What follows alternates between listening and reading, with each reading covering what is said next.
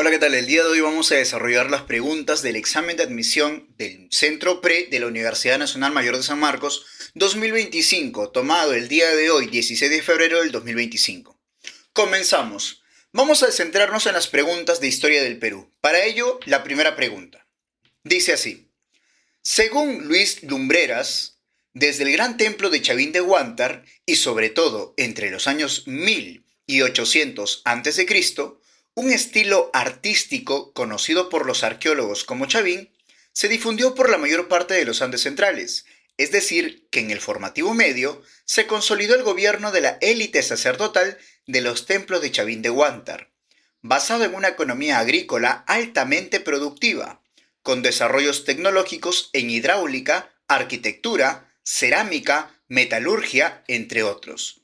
De la información proporcionada se infiere que, primero tenemos que tener en cuenta algo. Estoy observando un pequeño error en la pregunta, porque la última parte de la pregunta, como tú puedes ver que dice se infiere, recordemos que el inferir en un texto es tener una respuesta, tener una idea de algo que no está establecido en la pregunta o en la premisa o en el texto.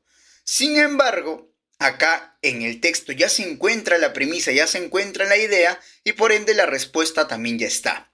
Ahora, puede ser para ti muy confuso, pero vamos a ir a las preguntas. Vamos a leer una por una. Dice así. El formativo medio es un periodo de íntima creación artística y arquitectónica. La hidráulica, la arquitectura y la cerámica son inventos de la élite Chavín. Chavín de Huántar es un centro productor de metalurgia y orfebrería. La élite sacerdotal de Chavín impuso una teocracia sustentada en la agricultura. Y por último, el estilo artístico Chavín se irradió fundamentalmente hacia la Amazonía.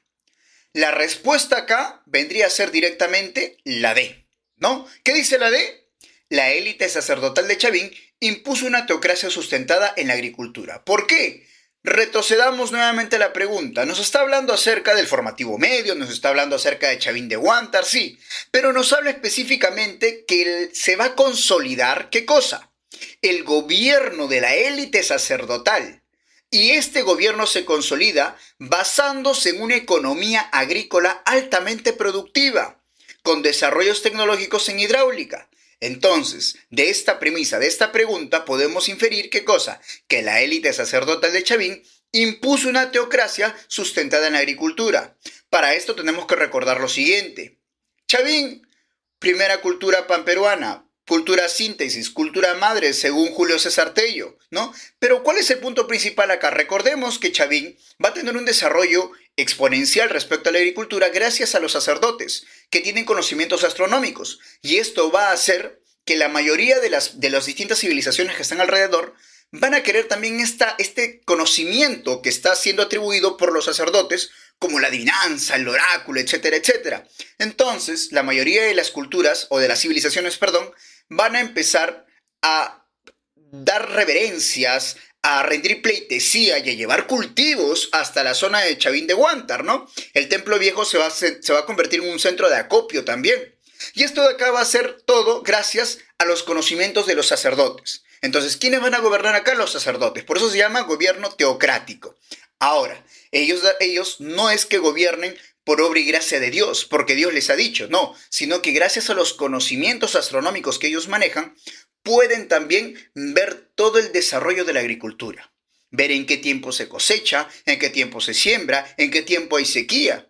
Y recordemos también que Chavín va a llegar a su decadencia producto de los fenómenos climatológicos, ¿no? Y como los sacerdotes no van a poder darle una respuesta acertada a estos fenómenos del clima, lamentablemente la gente va a empezar a dejar de creer en ellos y se va a formar lo que es el primer regionalismo, el primer intermedio, ¿no? Cayendo Chavín. Esa vendría a ser la respuesta, letra dedo. Vamos a la pregunta número 2 y nos vamos a referir a la República Aristocrática o al gobierno de la oligarquía. Comenzamos. Dice así. La República Aristocrática de 1895 a 1919 comprende el gobierno de la oligarquía conformada por familias dueñas de extensas tierras agrícolas, del comercio de importación y exportación, dueñas de minas y de la banca. En su inicio, 1905, la oligarquía, para hacer funcionar el Estado desde la capital, a pesar de la fundación de instituciones y organismos gremiales, quiero que entiendas lo siguiente. Te estás centrando principalmente en los inicios de la República Aristocrática. República Aristocrática es el término que le acuña Jorge Basadre, sin embargo este periodo se llama Segundo Civilismo. Y si es Segundo Civilismo, se entiende que hubo un primer civilismo, se entiende que se creó un primer partido. Ahora vamos a las alternativas. Dice, se enfrentó a la Iglesia Católica. No puede enfrentarse a la Iglesia Católica porque los aristócratas, los oligarcas, los conservadores van de la mano con la Iglesia. Siempre van a estar coludidos con la Iglesia, por ende la A no sería correcto. Vamos a la B. ¿Qué dice la B? Creó un partido político burgués. Podría ser porque la oligarquía son pequeños grupos de burgueses. Sin embargo, en esos tiempos no se va a crear un partido. El partido ya se creó en el primer civilismo. Vamos a la número 3, o la alternativa C. Dice, debilitó el poder en las haciendas. No puede debilitarse el poder en las haciendas porque ellos son hacendados. Estaría yendo en contra de lo que ellos son. Si nos vamos a la alternativa D, la alternativa D dice lo siguiente. Contó con una débil burocracia civil. Y esto de acá lo puedes sacar directamente con la premisa de la pregunta. ¿Qué dice la pregunta? Dice, en su inicio, la oligarquía, para hacer funcionar el Estado desde la capital, a pesar, chicos, a pesar de la fundación de instituciones, es decir, por más que haya creado instituciones, lamentablemente tenían una burocracia débil. Que más adelante la burocracia va a tener un poder más grande, esto sí va a ser, pero en el gobierno de Leguía. Leguía va a colocar a los profesionales dentro de distintos, se podría decir, cargos políticos, cargos públicos, para que así empiece a crecer y afianzarse el poder de la aristocracia. Pero recuerda, te están diciendo en sus inicios. La pregunta dice así. Para hacer funcionar el Estado, en su inicio la oligarquía, para hacer funcionar el Estado desde la capital, a pesar de la fundación de instituciones y organismos gremiales, contó lamentablemente con una débil burocracia civil. Esa vendría a ser la respuesta. Entonces la clave sería dedo. Vamos ahora sí a la pregunta número 3. En este caso, nos vamos a centrar en los acontecimientos antes de la independencia del Perú. Para ello esta pregunta es un poquito más larga, pero vamos a leerla completa. Dice así. La mayor parte del ejército la componían indígenas de cuya lealtad sobraban dudas y había que vigilarlos constantemente para evitar las fugas.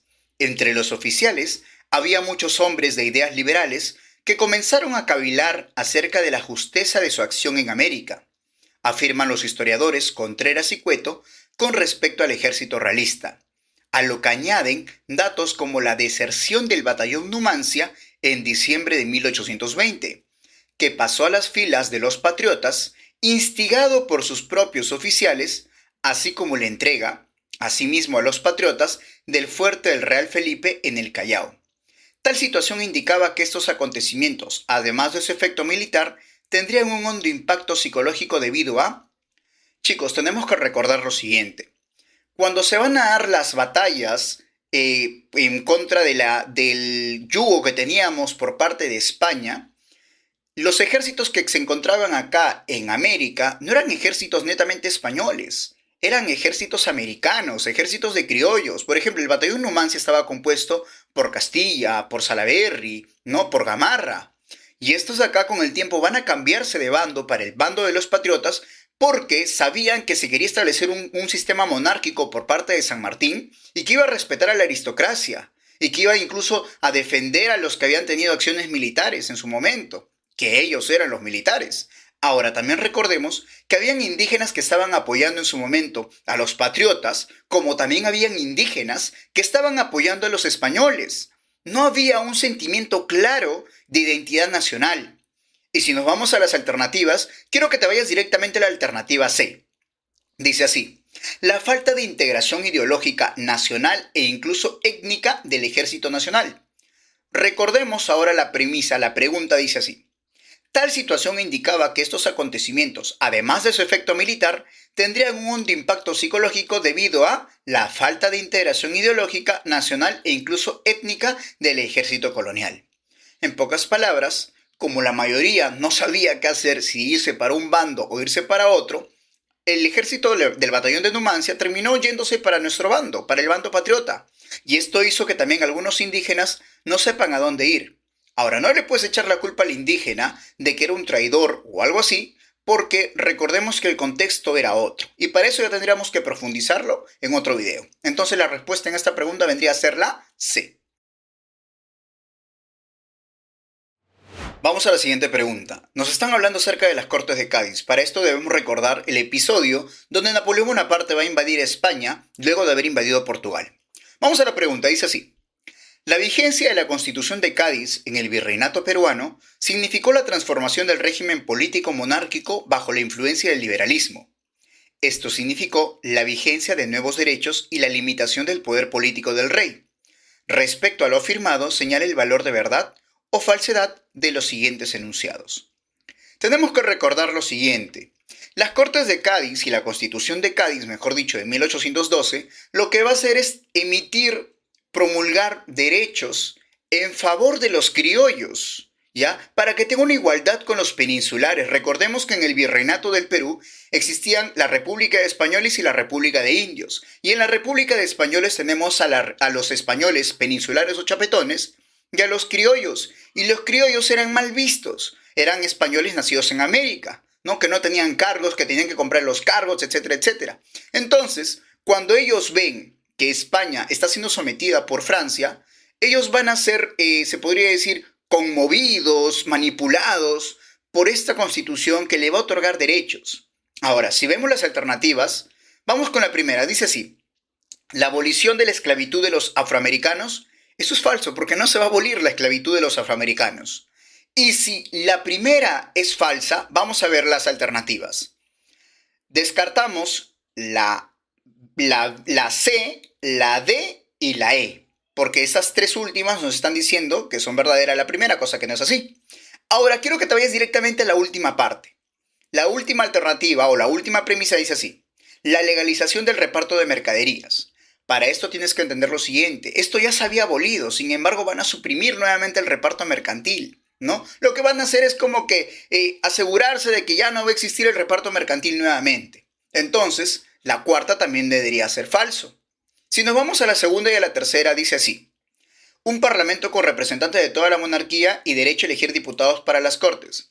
Recordemos que en estos casos el rey había perdido poder y la gente lo que quería era participación parlamentaria en las Cortes de Cádiz para que así también se puedan elegir o se puedan debatir los impuestos y los tributos que se van a ser aplicados en la parte del virreinato. Y recordemos que ya habían 3 virreinatos en ese entonces, Nueva Granada, del Perú y Río de la Plata. La respuesta vendría a ser falso, verdadero, verdadero, falso. La alternativa vendría a ser la letra A. Por último, nos vamos a centrar ahora en una pregunta respecto al contrato Dreyfus. Vamos a comenzar directamente con la pregunta. La firma del contrato Dreyfus significó el apartamiento de los consignatarios peruanos de los negocios del guano y en el papel permitía al Estado peruano tener estabilidad en el ingreso de dinero al fisco, marcando la ruptura entre los militares y la élite comercial. En ese sentido, señala la alternativa sobre el contrato Dreyfus. Para eso tenemos que tener en cuenta lo siguiente.